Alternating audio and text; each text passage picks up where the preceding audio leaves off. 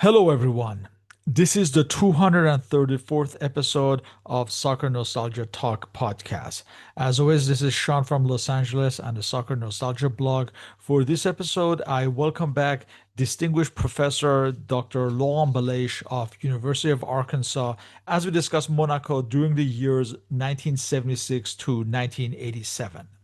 Dr. Bellaiche is also a professor at Tel Aviv University, and he has designed a new class called Thinking Outside of the Box, which is a course that involves science and football. Welcome back, Laurent. Thank you very much. Always very happy to be part of this beautiful podcast. Thank you. So let's go back in time.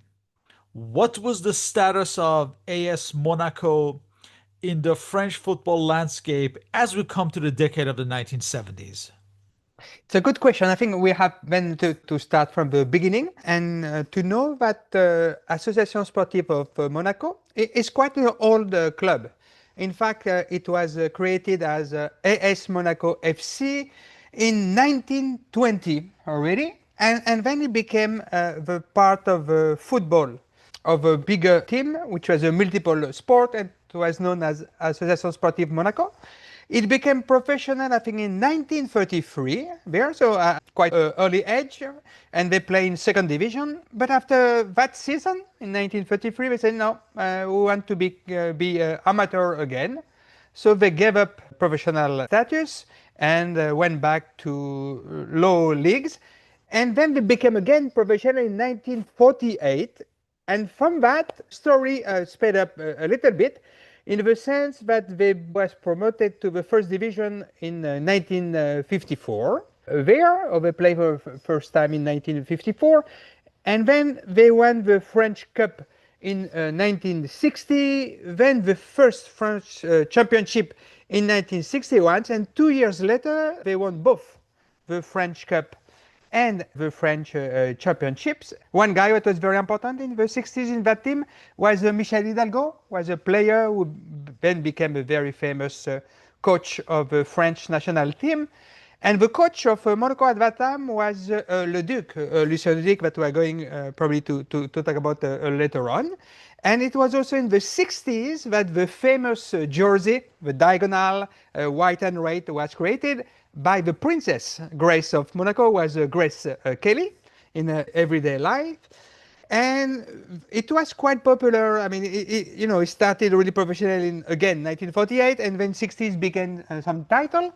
But in 63, the big architect, Lucien Ledic, decided to leave Monaco, and he came back in 76. But between 63 and 76, there were a lot of up and down. I think it was relegated 3 times to the second division in 13 years and promoted 2 times. So this is where we were in 76. Old club in terms of creation, new kind of club in terms of professional and winning title, and Lucien Le Duc came back. We have to remind everyone that this is also the era of Saint Etienne and Nantes that we discussed last time. They were the powerful teams of that era Absolutely. at this point. Now, Jean-Louis Campora became president in 1975 and would remain in place until 2003. What can you say about him in these early years? In fact, what is important is not only Jean-Louis Campora, but the whole Campora family, in the sense that his dad was Charles Campora, and he was already a president of Monaco in the 50s. He has a twin sister who was a mayor of Monaco, also from 1991 to 2003. And Jean-Luc Campora by himself is a medical doctor. It's a physician. He did a lot. In my mind, for example, he's the one who created the training center of Monaco. And this training center saw incredible players that really play a big part in the success of French teams. For example, if you look at the World Cup of 1998 and 2000, you have already 4 players who were trained in Monaco as a youth. They were Thierry Henry, Emmanuel Petit, Lilian Thuram, and David Trezeguet. And all of them play a big part. Thierry Henry was one of the best French players ever. Emmanuel Petit scored a goal in the final in 1998. Durant Thuram the two goals in semi-final. David Trezeguet scored the winning goal in Euro. And even recently, Kylian Mbappe is in fact coming from this training ground of Monaco. And the one who is behind is really Jean-Louis Campora. And even if you look at Euro 1984, in the final, the second goal is scored by Bruno Bellon, who's also come from that training ground. And we're probably going to talk about that later. The same year, France was Olympic champion for the first time. And one important player was also coming from that training ground, and is Dominique Bijota. Jota. And the one who really had the vision for that training center is Jean-Louis Campora. After relegation in 1976, as you mentioned, the former club manager from the 1960s, Lucien Leduc, was appointed.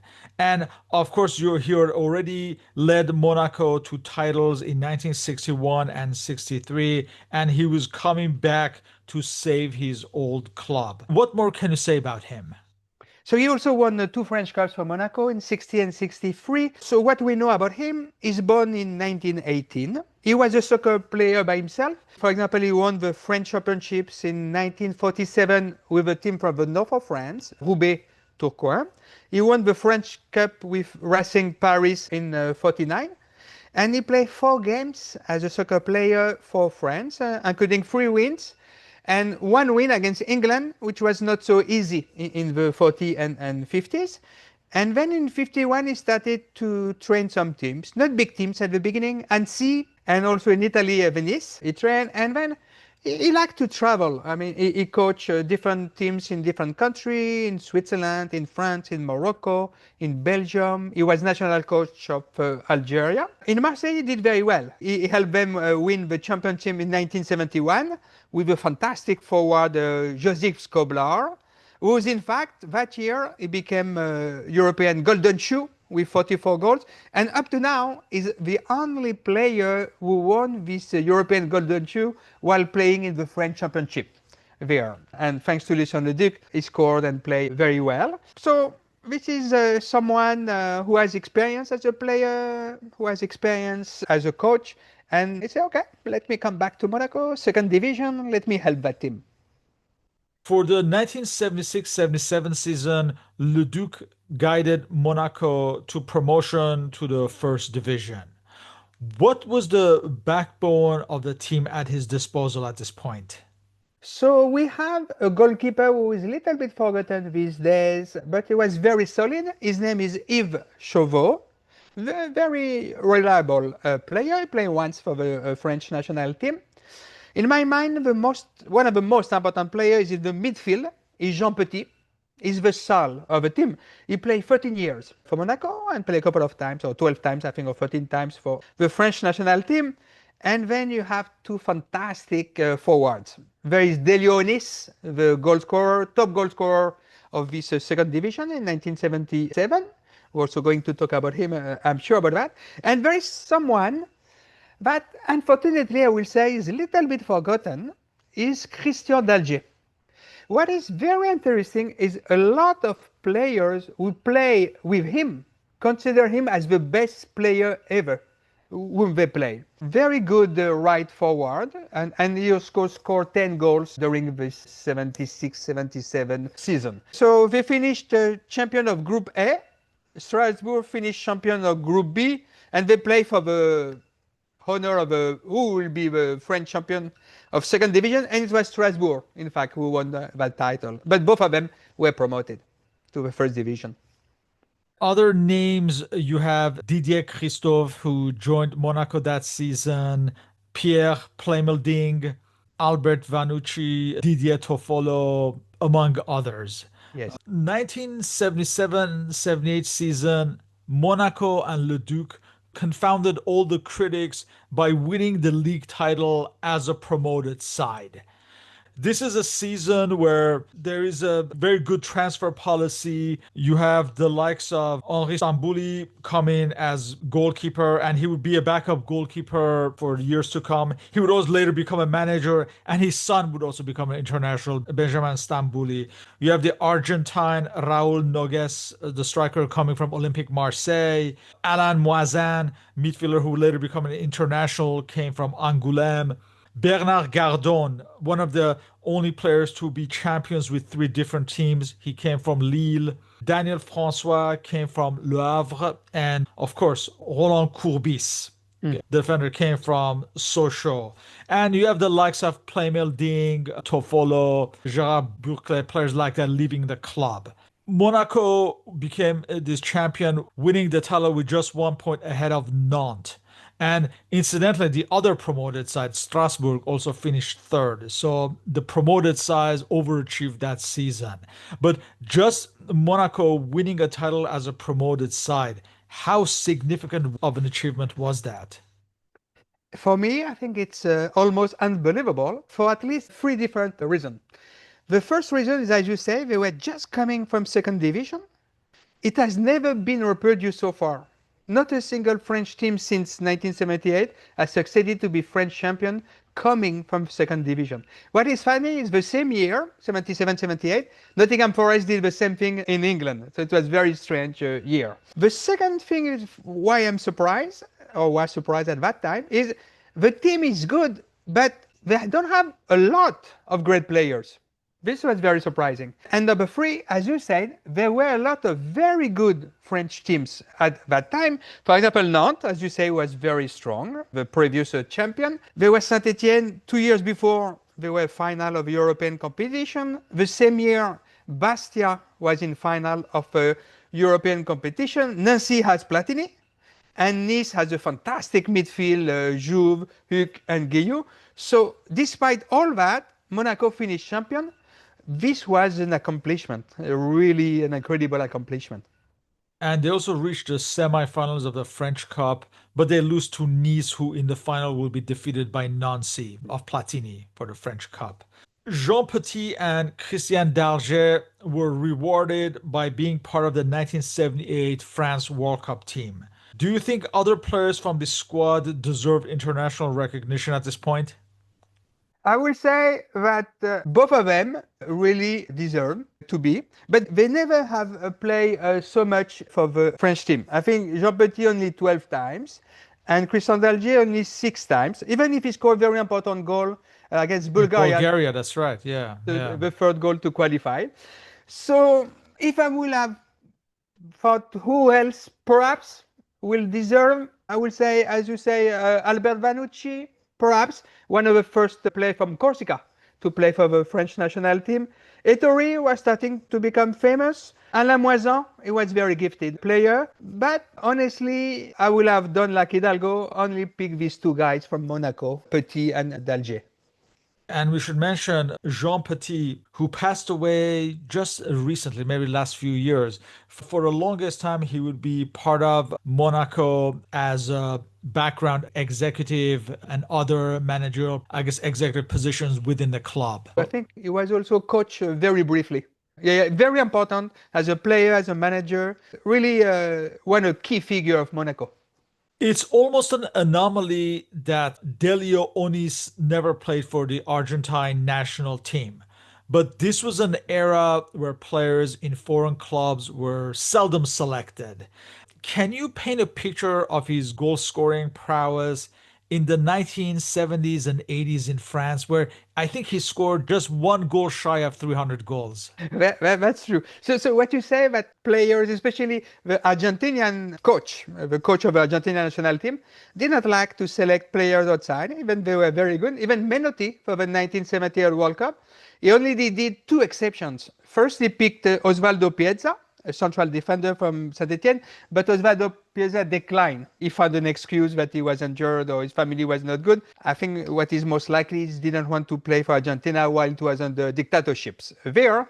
So the only one, a foreign player, a player from Argentina was not playing Argentina in the Argentina team was Mario Kempes.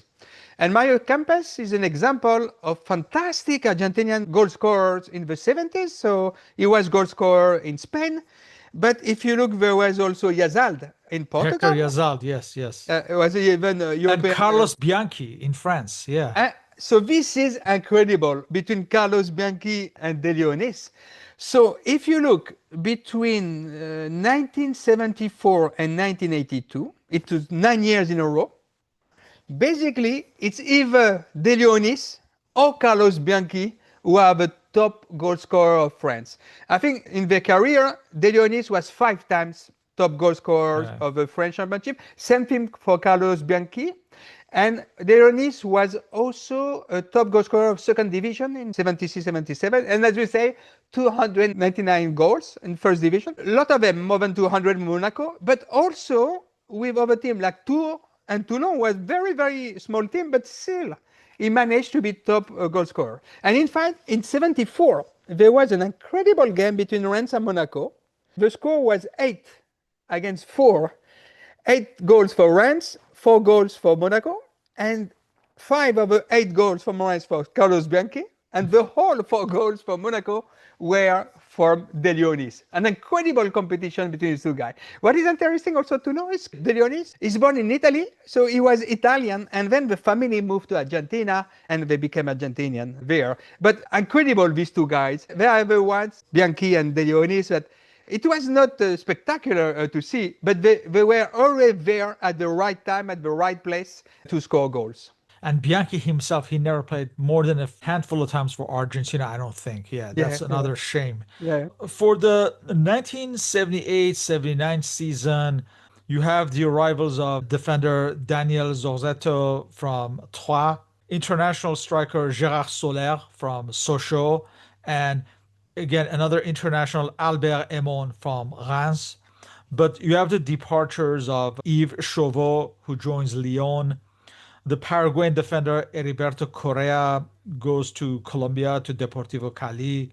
Daniel Francois and Andre Tubens also leaving the club. Monaco would finish fourth in the league behind Strasbourg, Nantes, and Saint Etienne. They would participate in the Champions Cup. After eliminating Stoya Bucharest in the preliminary round, they were eliminated by the future finalists, the Swedish side of Malmo, in the first round. Lucien Leduc would leave his post at the end.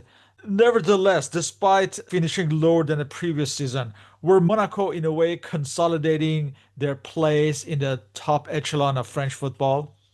I think so because, as we have discussed, they were just in second division 2 years before. So finishing four was not bad. And the European competition, on the other hand, was a disappointment because, as you say, they were eliminated by Malmo. But what was very bad is that the first leg, they drew 0-0 in Sweden. So they were favourite to qualify, and then they conceded a goal at home in Malmo, and they lost 0-1. And as you say, Malmo went to final. So Monaco could have done a nice epopee, a nice journey, a European journey there. And that year, what is also interesting to know is that Strasbourg won the league, as you said, it was also in second division 2 years later. Nantes was second, and Saint Etienne was third. But it was the time where when you won, it was 2 points, draw 1 point, and losing 0.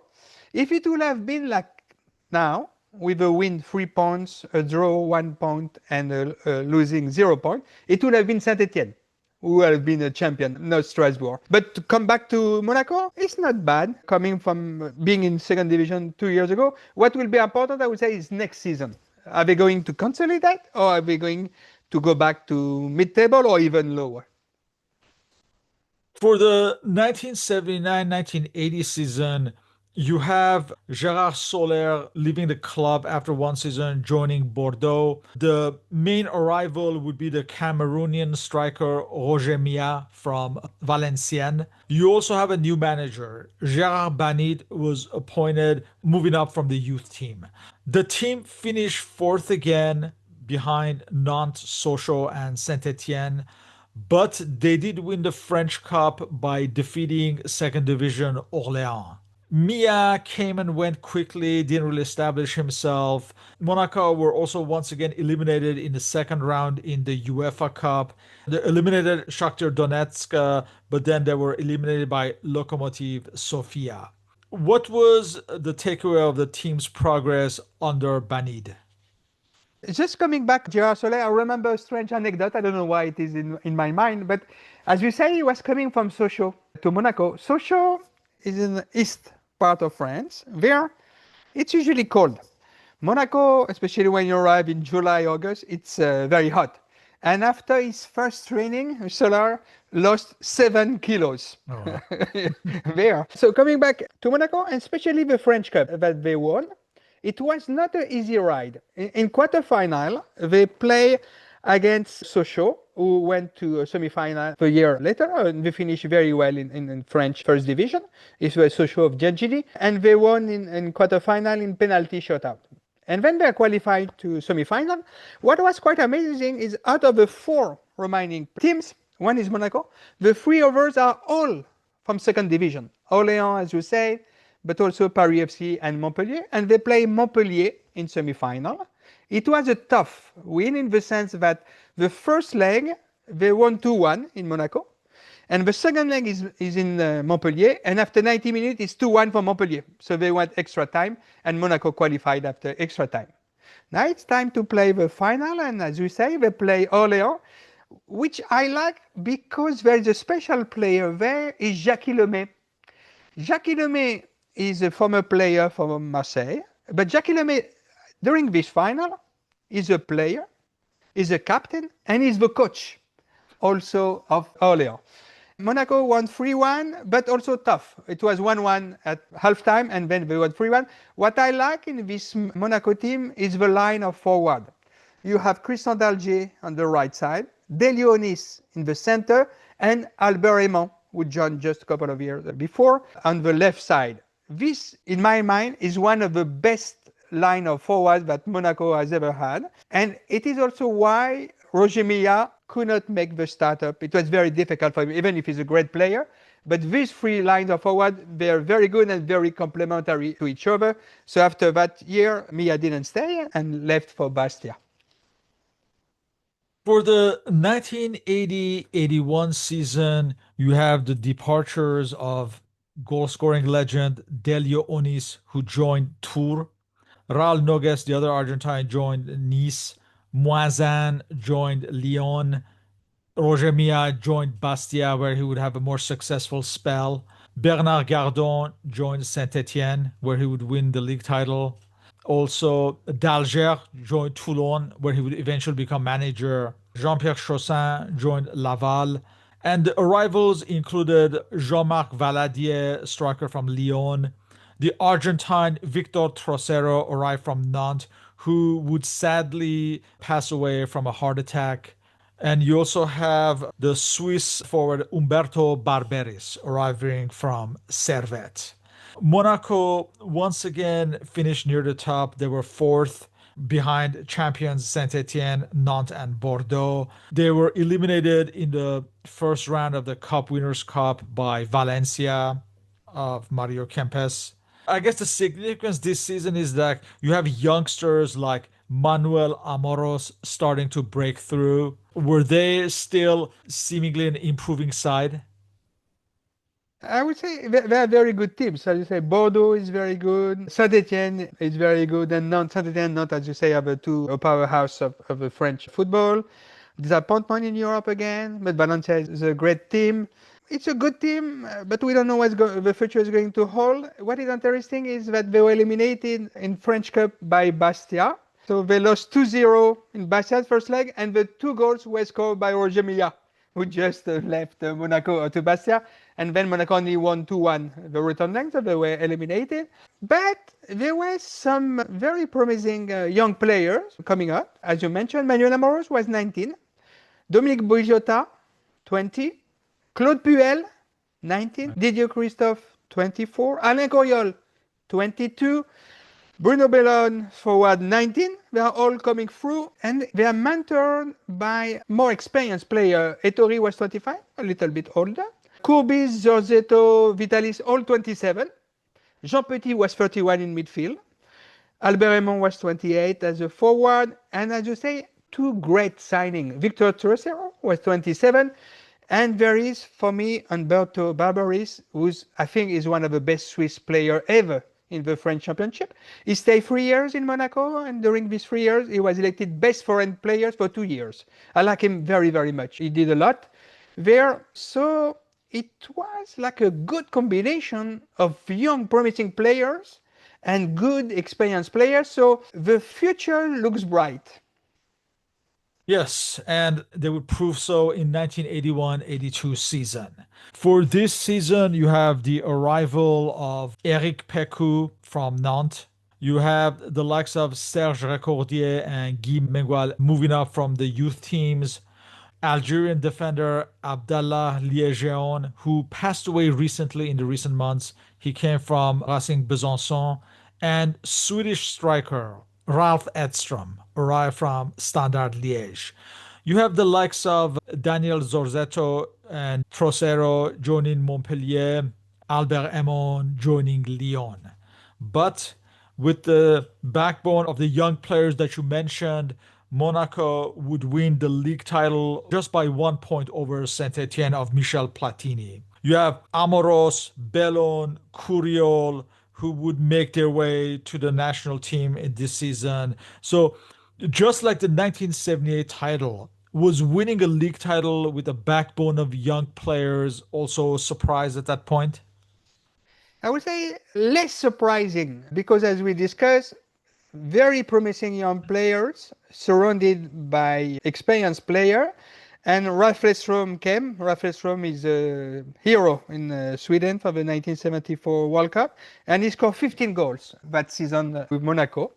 And Eric Pecou, when he's in a good day, is an incredible scorer. He scored 3 goals with Nantes in the final, the French Cup '79. I think one of the first games he played with Monaco, he scored 4 goals. They are so very good young player. Barberis is there, Edstrom is there, Pecou is there.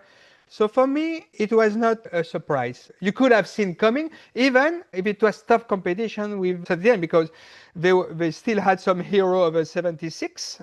They have Platini, but they also have Johnny Rep, some great players, but they managed by 1 point. Monaco, it was a nice team to watch. Yes, but their form in Europe is still poor as they were eliminated by the Scottish side Dundee United in the very first round.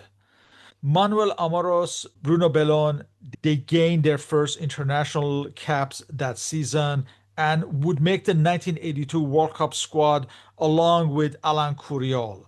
And much to many people's surprise, Jean-Luc Ettori was elevated as the starting goalkeeper for France for the World Cup. Can you discuss their varying World Cup experiences with Ettori becoming the scapegoat? So perhaps to start with, I can discuss a little bit the four of them and then talk about their World Cup experience in order that we are in good context. So Manuel Amoros is a right back or left back there for France and Monaco. His first game is with France in 1982, just before the World Cup, against Italy, and it's a win of France by 2-0. First goal of Platini and second goal of Daniel Bravo, who was also first time called by the French coach. And Daniel Bravo will play later on to Monaco. And it was the first time that France won against Italy. In 62 years, yeah. Exactly, in 60 years. So it was a big accomplishment. And Manuel Amoros is an incredible player. I think he has played something like 82 times for France. So a good young player. Bruno Bellon, he started to play for the French team the year before, in 91. It was in Ireland. And after 9 minutes, he scored a goal. And his nickname was Lucky Luke, the man who is shooting faster than his shadow. And then he will play more than 30 times for France. But what is interesting is he only scored 2 goals for France in his first game and the final of a European competition. There, Alain Coyol is someone that I like very much. So when Mbappé came, they say, oh, he looks like Thierry Henry. But when Thierry Henry came, for me, he reminded me of Alain Coyol. Very fast forward. And Alain Coyol could also play midfield. But he was injured a lot of time. And the first time he played for a French team was against Netherlands in 1980. And my dad invited my brother and I to see that game. And so we saw him to play for the first time. And he was very impressive on the right side. Ettori is a different story in my mind. So before the 1982 World Cup, he only played twice for the French team, including one where he was a substitute. And it was in 1980 against Greece and in 1982 against Bulgaria. It was a huge surprise that he played the World Cup as a goalkeeper, especially because they were Baratelli that had made magnificent saves that allowed Paris to win the first French Cup, and he was very good in penalty shootouts there. So what happens during the World Cup? Manuel Amoros didn't play the first game that France lost against England. He played the second game against Kuwait, a win of 4-1, I think. And then in the third game against Czechoslovakia, and France has to tie to qualify. It's 1-1 with a couple of minutes left, and suddenly one guy from Czechoslovakia hit the ball. Ettore cannot move. The ball is passing through Ettore, so everybody say, oh no, it's a goal. France is going to be eliminated. And what do we see? We see Manuel Amoros on the line, do a header, and the ball goes over the crossbar, and France is qualified. So already say, oof, he saved the French team. We can go to the second round. The second round, he played against Northern Ireland, where it was the first time that the magical square of the French team was aligned with Giangini, Gires, Platini, and Tigana, and played the Dantesque semi-final against West Germany. And there he could have been a hero, because just when the game was ready to end, he did a shoot and it hit the crossbar. Unfortunately, it went over the crossbar, not inside the goal, and he scored his own penalty kick. So he had a fantastic World Cup, and thanks to this World Cup, he became starting 11 for sure, and he played for 10 years for the national team. Bruno Bellon only played the last game. It was the third game placed against Poland, and Michel Hidalgo decided to play the substitute to thank them. Alain Coriol only played 20 minutes against Czechoslovakia, 7 minutes against North Ireland, but then he played the third game as well, and he scored even a goal during that third game. Ettore played all the games at the surprise of everyone except the last game, but in my mind he didn't do very well, and in fact he never did very well when he played for the French team, because he played 9 games for France only in his entire career, and he conceded 13 goals. Only 2 clean sheets there. And a lot of people, including myself, believe that if it would have been Baratelli as a goalkeeper, especially in penalty kick against West Germany, we would have reached final.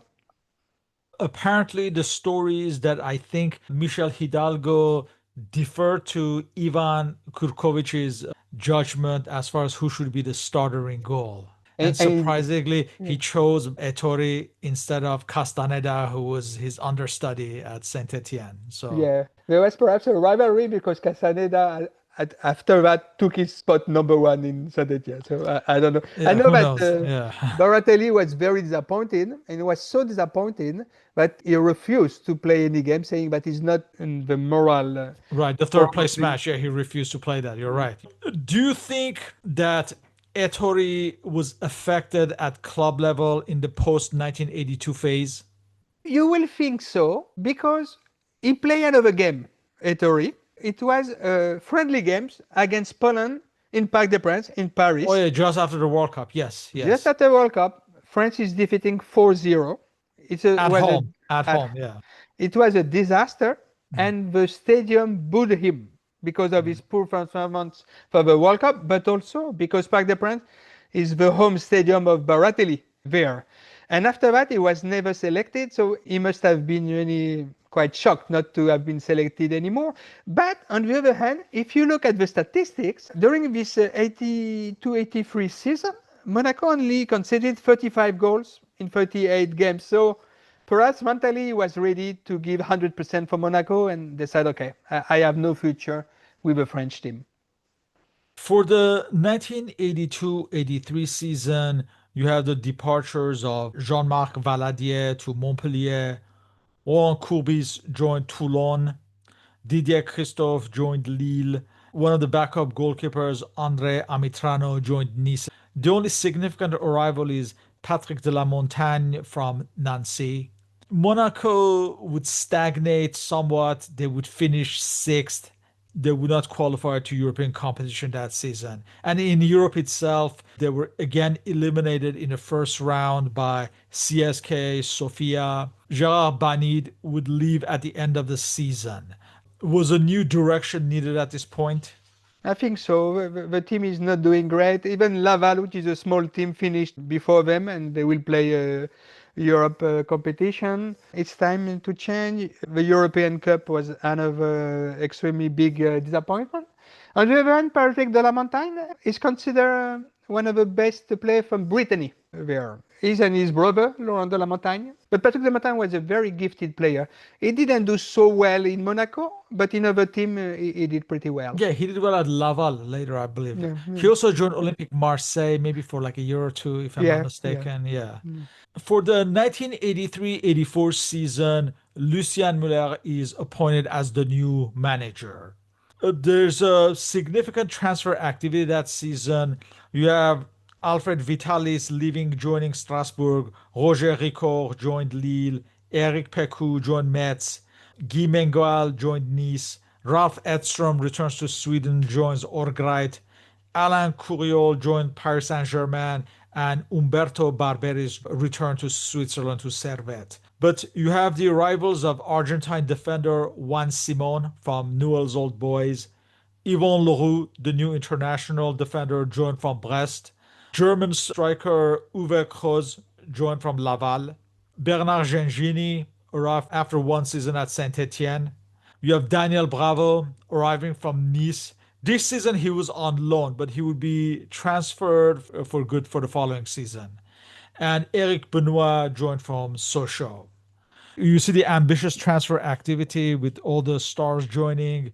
Monaco were very unlucky not to win the double.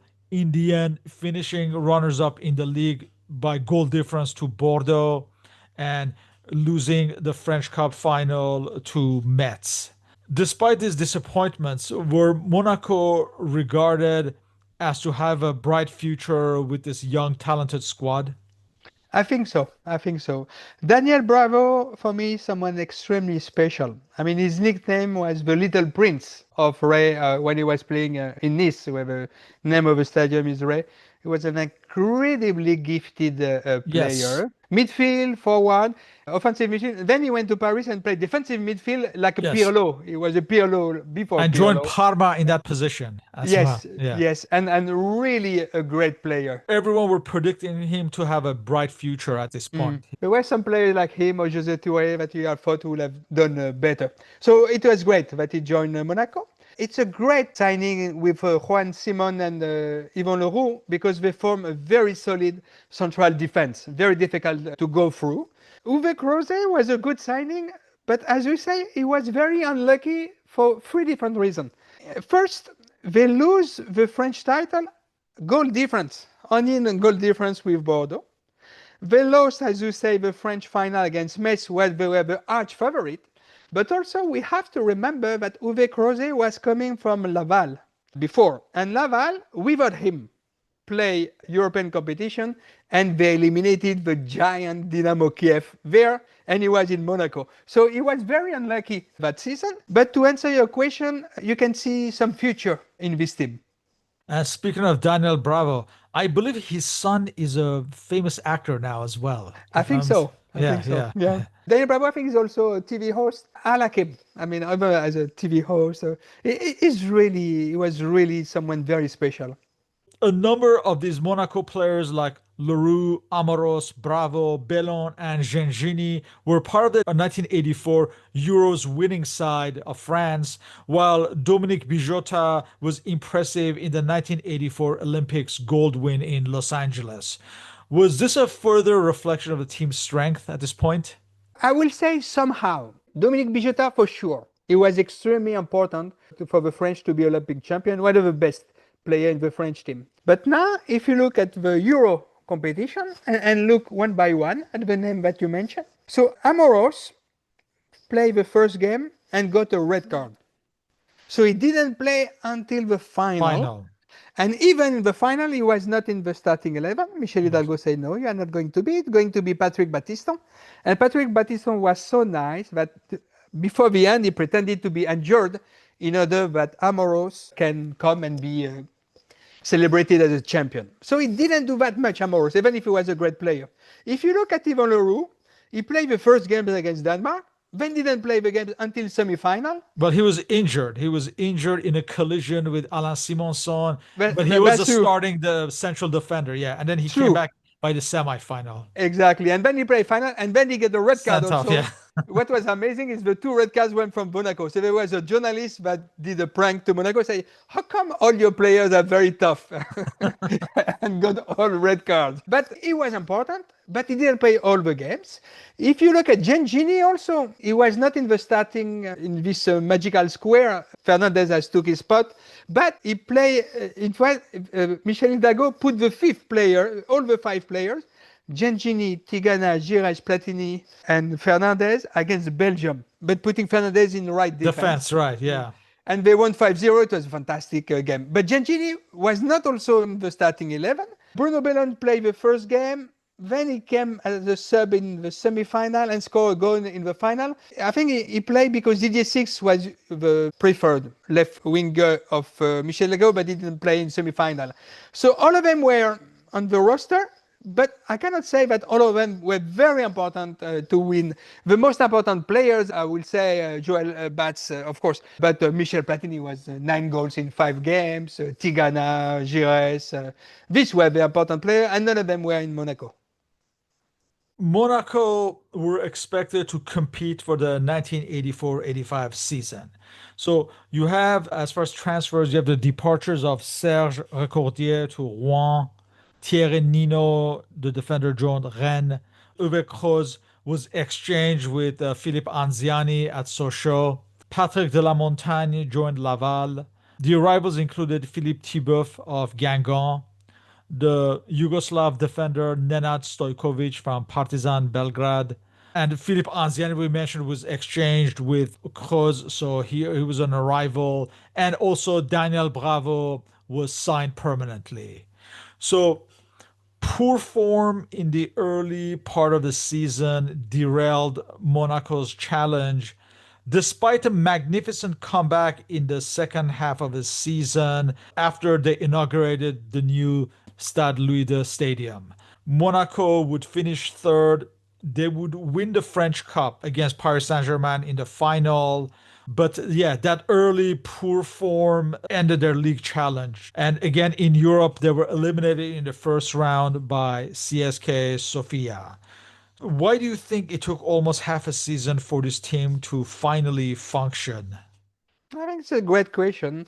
Perhaps there were some of them were tired of the 1984 Euro, 1984 Olympic Games, because some of them play a lot, like Dominique Bijota, but also some stress. You have to win for the first time for the French team at home. And there were new players, as you say, especially Anzani and also Philippe Thibeuf. They joined, so they need time to adjust. Uwe Krause left, so need time, tired. But on the other hand, they won the French Cup against Paris Saint-Germain final, which is quite remarkable because between 1982 to 1998, so in 16 years, Paris Saint-Germain played 6 finals of the French Cup, and they won all of them, except one, the ones of 1985, but they lost against Monaco. So you can see the potential by winning the French Cup, and they should do much better in the French league, but also in European competition. This has been such a disappointment. Yeah, and in the league, their form in the second half of the season was like that of a champion. So there's some regrets as had they started better, they could have at least challenged Bordeaux or who knows, even won the league title that season. Mhm. And they were the only team to took off a point from Bordeaux Okay. playing away from home. For the 1985-86 season, you have Yvan Leroux leaving the club, joining Nantes because the arrival of Nenad Stojkovic, he was sidelined and he could not get back into the defense. And to make it for the World Cup, he needed a match game under his belt, so he joined Nantes. Eric Benoit also joined Olympique Marseille. The arrivals included the young Ivory Coast striker Youssef Fofana from Cannes, Marcel Dib arriving from Toulon, and Felix Lacuesta, one of the heroes of the Bastia's 1978 UEFA Cup run. He joins from Bastia in the new year. But it would be a disappointing season. The team finished in ninth position. They never made an impact that season. Although there was the almost impossible 9-0 win over the great Bordeaux side. That was the only highlight of that season. Otherwise, very disappointing for Monaco. Why do you think the team failed despite much of the same backbone as before? Perhaps I could just mention a little bit about this 9-0. I remember I woke up the day after. I didn't know the score, and then I switch on the radio, and I say, Monaco has won 9-0 against Bordeaux. And I say, my God, are we Apple first? Because this is simply impossible, because we're talking Bordeaux is French champion 1984, 1985 will be French champion 1987. It has won the French Cup 86, 87. They have Dropsy as a goalie, Roche, Toumnel, Tussaud in defense, Gires, Girard, Tigana in midfield. But it was 9-0 with Gengini scoring 4 goals. Daniel Bravo 2, Felix Lacuesta 1, and Gianni 1. So they show that if they could play at the right level, Monaco would have been an incredible team. So it's very difficult to understand why this team failed. Perhaps also Paris Saint-Germain won its first championship to a very strong team that year. Bordeaux was strong, as we said. Nantes was still very strong. But when you look at the statistic, you can see that Monaco conceded 42 goals in 38 games, so the defense is not good. And it was the season where Juan Simon did not play a lot, and Leroux has left, so they lost the central defense.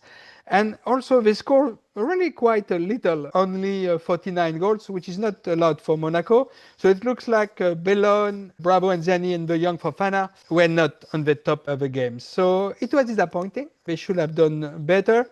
For the 1986-87 season, the former French national team manager, the Romanian Stepan Kovacs, was appointed as the new manager. You have the departures of Nenad Stojkovic, who joined Montpellier. Backup goalkeeper Henri Stambouli joined Olympique Marseille. Felix Lacuesta joined Lille. Bernard Gengini joined Servette. And Philippe Anziani joined Nantes. As far as arrivals, we have defender Luc Sonor arriving from Metz. Jean-Philippe Roch arriving from Nice. Jean-Marc Ferrach, the midfielder, arriving from Toulouse. And you have the Danish duo of Soren Lerby arriving from Bayern Munich and Soren Busk arriving from MVV. Also, you have the Argentine striker Omar Da Fonseca arriving from Paris Saint-Germain. There would be slight improvement. The team finished fifth, just missing out on the UEFA Cup qualification, but they were nowhere near as far as challenging for the title. Again, just like in 1983, had the team reached a point where new direction was once again required? I will guess so. I will guess so. And also, as you say, too many changes in my mind. A lot of people left, and a lot of people came. So you need time to adjust and to make a new team. So it will probably took them 2 years until they became champion in 1988 to form that team. So not surprising, I will say. Let's look at these 11 years on balance. Was Jean-Luc Ettori the symbol of this generation into the next decade, despite the World Cup 82 stigma? I will say there will, in my mind, 5 different symbols of that team. Jean-Luc Ettori for sure, because he played 755 times for Monaco, including 602 times in the French division, which was the record until Landreau beat that record in 2013, which is for sure. But Jean Petit for me is a big symbol of his team between 1969 and 1982. And as you say, I think he played almost a little bit over 400 times for Monaco, and he was after that involved as a manager, sporting director, etc. There is also Claude Puel, who is very important. He played between 79 and 96, 600 times also. For me, he's a symbol of someone, a player who is not really technically gifted. Yeah, very underrated. Yeah. Exactly, underrated, and a lot of heart, a leader. So much underrated, but in fact, when you ask during this year what will be the starting 11 of Monaco, he was never chosen. And at the end of the season, He was he's always a always. starter. Yeah. So Very much so. this is someone we have to remember. Manuel Amoros is another symbol, as a symbol of someone coming from the training ground and having a great career in clubs, but also in national team. And De Leonis, because when you score 200 goals for one team, is fantastic. And I should tell you that the first jersey that my parents bought for Christmas was Monaco, and my mom say, "Do you want me to show you a number?" I say, "Yeah, of course." And say, "What number?" I say, "Number 9. I want to be Delio Onis there." So these are the five symbols in my when I think about Monaco of this period. Were the European failures a constant source of criticism of the club in this era, signifying perhaps they weren't ready yet for the bigger stage? This is the big disappointment of this team of this era, especially when you realize that other teams did well. For example, in 76, you have Saint-Étienne in final of a C1. 78, you have Bastia in UEFA Cup final. 1980, Nantes in semi-final of a C2. 91, Sochaux in semi-final of a UEFA Cup. But not only that, you have other teams who did fantastic during at least one game. Lens against Lazio in 77, it's a 6-0. You have Laval eliminating Dynamo Kiev. You have Metz winning in At Barcelona, Barcelona. of course, yeah. Incredible. And Monaco cannot do any of this. This is unbelievable. They will do that later on against Bruges, like a 6-1 or 6-0. And in 92, they reach the Yeah, it final of would the it would Super. take the arrival of Arsene Wenger to kind of, I guess, graduate to this level for Exactly. Monaco. Yeah. But in my mind, they had the team to go far, or at least to eliminate a very strong team like Valencia that they were defeated against. It was a disappointment. Every year we're hoping Monaco will do it during that year, and every year it was a failure.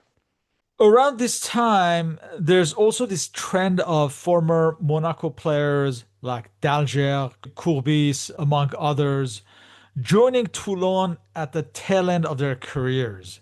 Was this a coincidence or was this ever discussed? Is it because of the proximity? My guess is that everything is because of Christian Dalger. Because Christian Dalger played Oh, in he pulled Toulon. them there. I see. He, Yeah. he played in when he was a youth player. He played in Toulon, and then he joined different teams, including Monaco. And then he came back to Toulon in 1980 as a player in third division. And then he played and became a coach, and he made them reach the first division. So when he was a player, the coach, he made Delio Enrique coming. He made Albert Raymond coming. So the line of forwards were reunited in Toulon. Courbis went there, and Roger Rico went there. I think Rico, right. everything starts from Christian Dalgier in my mind. Monaco won two league titles and could have won another with largely young teams. Was this reliance on youth out of financial necessity or was it a plan? You know, when you think about Monaco, you don't think about being poor there, because even no taxes for inhabitants. I believe it is more due to the two reasons. Number one, you can only have two foreign players at that time and then three foreign players. So it's much better to train your players in order that you can have a strong team. And then they had so much success with the training ground, the training camp, that parents say, "Oh my God, I had Amoros, Amoros is coming, Bellon, Puyol, so many DJ Christophe at one point also there." So say the parents trusted the educators of Monaco to form well the children, and it's still these days. I mean, Kylian Mbappe is a living proof that Monaco still forms incredible players. From the many managers, Leduc, Banid, Muller, who was the most influential in the team's progress? This is a very tough question. I don't think Lucien Miller qualified because I think he only won the French Cup in '85 with Monaco.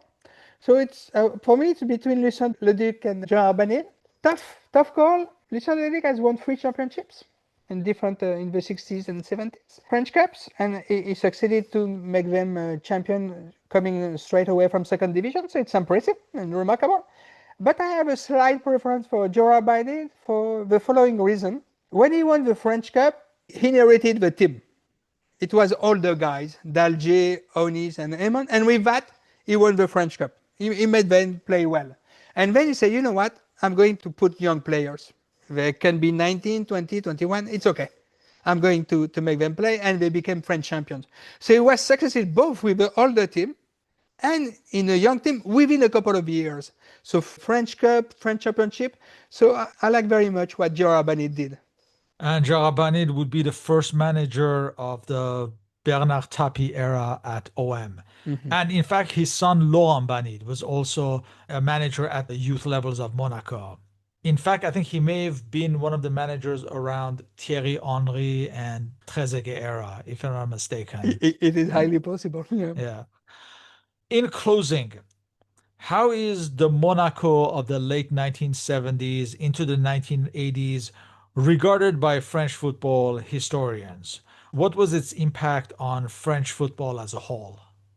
I don't know if I can speak for all historians, but for me, when I think about this team, I think about romantic football. It's really a romantic football because you have very gifted players. Christian Taltier was really gifted. Albert Raymond was very strong on his left wing. Daniel Bravo, when he was in a good day, it was unbelievable to watch him. Petit Onis were solid players. Romantic also because they were losing. So sometimes in France they like loser, like Poulidor in biking. But at the same time they have some tough players. Courbis, when the forward finished the game with 2 legs, it was still a miracle because the guy was very tough. Amoros could have been tough. But there is a regret. A constant regret is not to have done so well in European competition. They should have done at least one of these years. They had the opportunity, they had the players, they had the manager, they had the team. I think the mentality was not there. It's, as you say, it's Wenger who put this winning mentality into a spot there. On the other hand, you also should be thankful to this team because they were very important for French success in the Euro 1984, then also Olympic Games in 1984, and they continue to do so for 1998 World Cup and 2000 Euro and 2018 World Cup. They are always present when France wins something, either by players who play for a national team or players who have been trained there. It's kind of a irony. They help so much the French team because technically Monaco is not in France, it's a principality. But France should be very thankful to that team. So romanticism, thankful for the national team, but somehow still the disappointment not to have done much better in European competition, at least 1 year. How come they are eliminated by Malmo, who then reach the final, and why Monaco is not the team reaching the final? With that, I would like to thank you for your continuous participation in these interviews. All our respective contact information is listed on the blog and podcast uploads. So, Laurent, thank you once again and hope to continue these discussions on football history. My great pleasure. And thank you, and thank again for everything you do for this soccer nostalgia podcast. Beautiful. Thank you.